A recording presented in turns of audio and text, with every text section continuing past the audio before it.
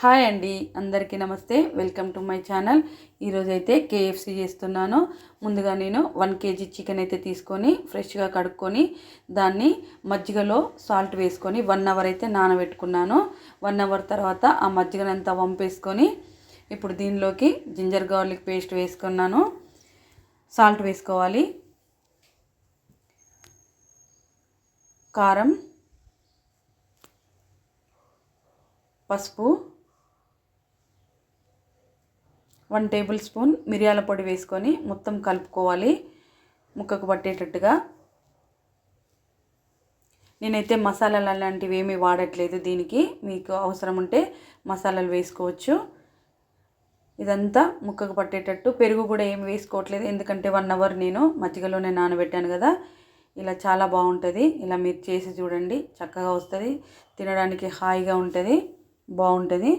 So ఇదంతా ఇలా కలుపుకున్న తర్వాత నేను ఒక ఆనియన్ తీసుకొని దంచుకొని ఆ రసం అయితే ఇందులో వేసుకుంటున్నాను.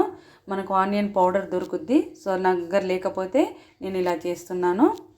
అలాగే దీంతోపాటు నేను నిమ్మరసం కూడా ఒక్క నిమ్మకాయ తీసుకున్నాను. నిమ్మరసం పెద్ద సైజు నిమ్మకాయ తీసుకొని ఆ నిమ్మరసాన్ని కూడా అందులోకి వేసుకొని మొత్తం కలుపుకోవాలి. ఇదంతా కలుపుకొని 6 to 7 అవర్స్ నానబెట్టుకోవాలి. ఫ్రిడ్జ్లో పెట్టుకోవాలి, డీప్ ఫ్రిడ్జ్లో పెట్టుకోవద్దు. తర్వాత కోటింగ్ కోసము 2 గరిటెల మైదా పిండి అయితే తీసుకున్నాను. 1 గరిట కార్న్ఫ్లోర్ తీసుకొని దీంట్లోకి సాల్ట్ వేసుకోవాలి. సరిపడా సాల్ట్, సరిపడా కారం వేసుకొని 1/2 టేబుల్ స్పూన్ మిరియాల పొడి వేసుకున్నాను. దీనిలోకి పసుపు కూడా వేసుకోవాలి, క్లిప్పింగ్ మిస్ అయింది. అలాగే చిటికెడంతా వంట సోడా వేసుకొని కలిపి పక్కన పెట్టుకోవాలి.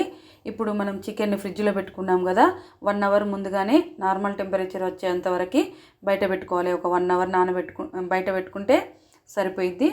ఇప్పుడు మనం కేఎఫ్సి చేసుకుందాం. ముందుగా ఒక చిన్న పీస్ తీసేసుకొని ఇలా పైన మనం చేసుకున్న కోటింగ్ కోసం చేసుకున్నాం కదా, దాన్ని ఇట్లా పైన అలా వేసుకోవాలి నేను చూపించే విధంగా. తర్వాత చల్లటి నీళ్ళలో వేసుకొని ఇప్పుడు ఈ మైదా పిండి ఇవన్నీను ఇలా గట్టిగా నొక్కుకోవాలి. మన పిండి లోపలికి అలా పోయేటట్టు నొక్కుకొని మిగిలిన ఎక్స్ట్రా పిండి మొత్తం దులపాలి ఇలా. అప్పుడైతేనే మన కేఎఫ్సి అనేది మంచిగా వస్తుంది. ఇప్పుడు ఆయిల్లో అయితే వేసుకుందాం. మిగిలినవి కూడా అలాగే చేసుకోవాలి. ఫస్ట్ ఇలా పైన వేసుకోవాలి పిండి అనేది. తర్వాత చల్లటి నీళ్ళలో వేసుకున్న తర్వాత మళ్ళీ పిండిని మనము గట్టిగా నొక్కుకోవాలి ఇలా.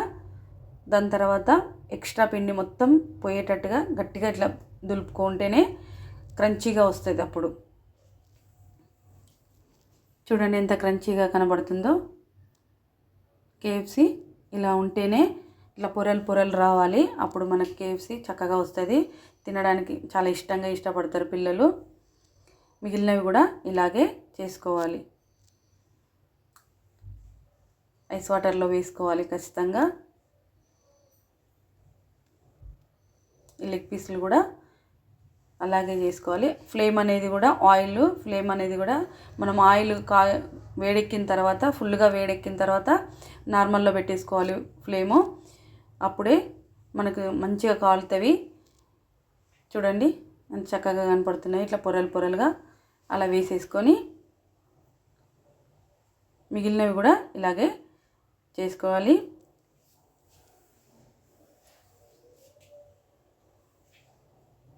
ఇదంతా మనం ఇలా చేసుకున్న తర్వాత మంచిగా ఆయిల్లో వేయించుకోవడం కూడా చక్కగా వేయించుకోవాలి. ఎందుకంటే ఫ్లేమ్ ఎక్కువ పెట్టుకుంటే పైన క్రంచీగా వస్తుంది కానీ లోపట అనేది ఉడకదు. సో అందుకే ఆయిల్ వేడెక్కిన తర్వాత మీడియం ఫ్లేమ్ పెట్టుకున్నాక కొంచెం ఓపికతోటి వేయించుకుంటేనే మనకు కేఎఫ్సి అనేది చక్కగా వస్తుంది. పైన చూడండి క్రంచీగా, లోపల జ్యూసీగా వస్తుంది.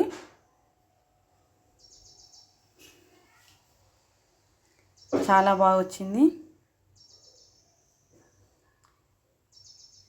ఇలా తిప్పుకుంటూ కాల్చుకోవాలి.